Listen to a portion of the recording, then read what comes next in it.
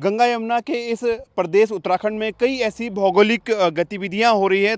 तमाम ऐसी गतिविधियां यहां पे होती है जिनको वैज्ञानिक रूप से, साइंटिफिक रूप से समझना बेहद ज़रूरी है। ख़ास तौर से गंगा और यमुना के बीच में बसे गढ़वाल क्षेत्र में किस तरह से जो है वो जो वाटर लाइन है उसको लेकर के क्या कुछ गतिविधियां हो रही है। हमारे साथ मौजूद है HNB गढ़वाल यूनिवर्सिटी के जो जियोलॉजिस्ट हैं डॉक्टर MPS बिष्ट। बातचीत करते हैं सर, किस तरह से देखते हैं हम ऐसी ऐतिहासिक जगह पर इस समय मौजूद हैं, ऐसी महत्वपूर्ण जगह, भौगोलिक दृष्टि से इतनी महत्वपूर्ण जगह पर मौजूद हैं जहां से एक तरफ गंगा का बेसिन शुरू होता है, एक तरफ से यमुना का बेसिन शुरू होता है। किस तरह से देखते हैं सर? बहुत अच्छा आपने कहा। ये भौगोलिक दृष्टिकोण से ये स्थान जिसको हम कहते हैं राजपुर पुराना मसूरी मार्ग जी। और ये बैरियर है उस ज़माने का कि जब यहाँ से मसूरी के लिए घोड़े, खच्चर और पैदल टूरिस्ट जाया करते थे जी। तो ये वो स्थान है जो सामने दिखाना चाहूँगा थोड़ा सा जी। कि इस पॉइंट पे आपका जो है एक ऐसी जगह है, एक रिज लाइन है जी। जो डिवाइड करती है गंगा के कैचमेंट को यमुना के कैचमेंट से। मेरे बाएं तरफ जो है वो गंगा है और दाहिनी तरफ यमुना है। जी। आप देखेंगे सामने ये जो चद्दर छत है, जो छत दिखाई दे रही है, जी। ये उस ज़माने की चुंगी है जो 1950 से पहले की ये चुंगी है। और उस चुंगी का जो ये छत है, इसका अगर इस छत में अगर हम पानी गिराएंगे जी।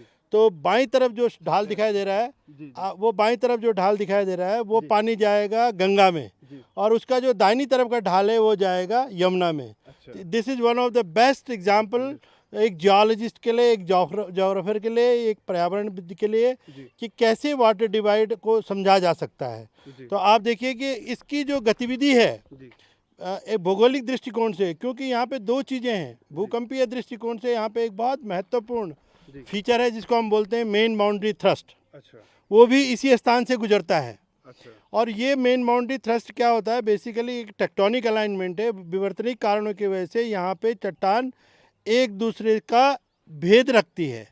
और इससे नीचे वाली जो चट्टानें हैं वो शिवालिक की श्रृंखला कहते हैं और इससे ऊपर वाली की जो चट्टानें होती हैं उनको हम लोग बोलते हैं लेसर हिमालय, जिसमें कि आपकी मसूरी की क्रॉल लाइमस्टोन और हिल्स आते हैं पूरे मसूरी हिल। सडनली यहाँ पे आप देखेंगे कि मसूरी की पहाड़ियाँ उठी हुई हैं, जबकि इससे नीचे की दून घाटी जो है हरिद्वार तक जाके शिवालिक के ऊपर बसी हुई हैं। तो ये एक अपने आप में नायाब एग्जाम्पल है। दूसरा, इसके क्या कारण है, इसके क्या इम्पैक्ट हैं, वो आपको दिखाने चाहूँगा मैं आपको।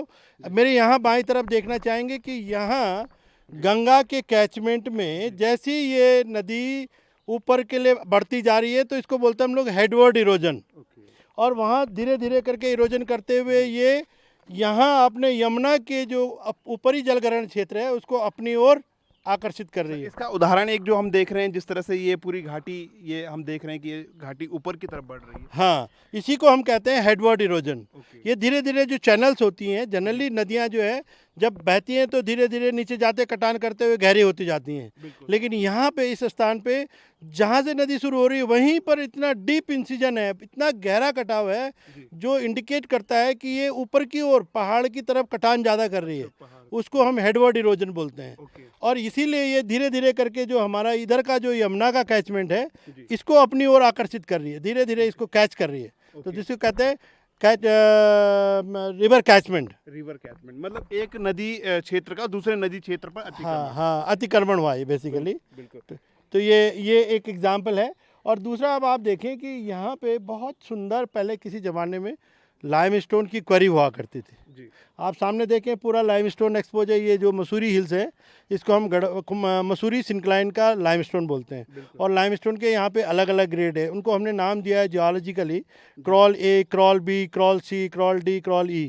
तो क्रॉल C अपने आप में जो बेस्ट ग्रेड का इंटरनेशनली जो मतलब जो हमारे यहाँ से जो सबसे ज़्यादा बिकने वाला लाइम था और जिसको हम बोलते हैं दाना मार्बल का, वो सारा यहाँ से निकल के जाता था और यहाँ से बिकता था। और ये सीमेंट ग्रेड का लाइमस्टोन है। और लेकिन क्या है कि यहाँ की पर्यावरण की स्थिति को देखते मसूरी की जो कहते हैं ना पहाड़ों की रानी मसूरी, इसकी खूबसूरती जैसे जैसे ख़त्म होती गई है, डिज़र्टिक होता गया। तो स्वर्गीय इंदिरा गांधी जो हमारे भूतपूर्व प्रधानमंत्री थी, उनको बड़ी चिंता हुई इस बात की कि हमारा जो मसूरी है वो तो बिल्कुल बर्बाद हो रहा है। तो इसलिए उन्होंने इस पर बिल्कुल बैन लगाया, कोर्ट से भी आदेश करवाया और गवर्नमेंट की तरफ से एक अध्यादेश जारी हुआ कि मसूरी को कंप्लीट बैन कर दिया जाए माइनिंग के लिए।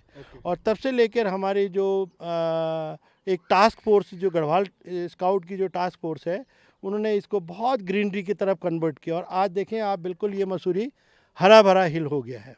ठीक है sir, thank you so much. तो इस तरह से हमने देखा कि हम ऐसी एक भौगोलिक महत्व की जगह पर इस वक्त मौजूद हैं, जहां से एक तरफ का जो पानी है वो यमुना में जाता है, एक तरफ का जो पानी है वो गंगा में जाता है। इस तरह से हम जो वाटर डिवाइड लाइन है गंगा और यमुना की, वहाँ पर खड़े हैं। और जिस तरह से जियोलॉजिस्ट ने हमें बताया कि कई सालों में जो है जो इरोजन हुआ है, उसके कारण जो है जो गंगा का जो नदी क्षेत्र है वो कहीं ना कहीं यमुना के नदी क्षेत्र पर उसका अतिक्रमण हो रहा है, उस तरफ वो बढ़ रहा है। इसके क्या कुछ असर होगा ये भविष्य में देखना होगा, लेकिन फिलहाल उत्तराखंड में इस तरह की तमाम जो भौगोलिक घटनाएं हैं वो लगातार हो रही है, जिन पर हमारी नज़रें होनी बहुत ज़रूरी है, जिन पर हमें शोध करने की ज़रूरत है, जिनको हमें देखने की ज़रूरत है। अपने सहयोगी परवीन सोनकर के साथ मैं धीरज सजवान, ETV भारत, देहरादून।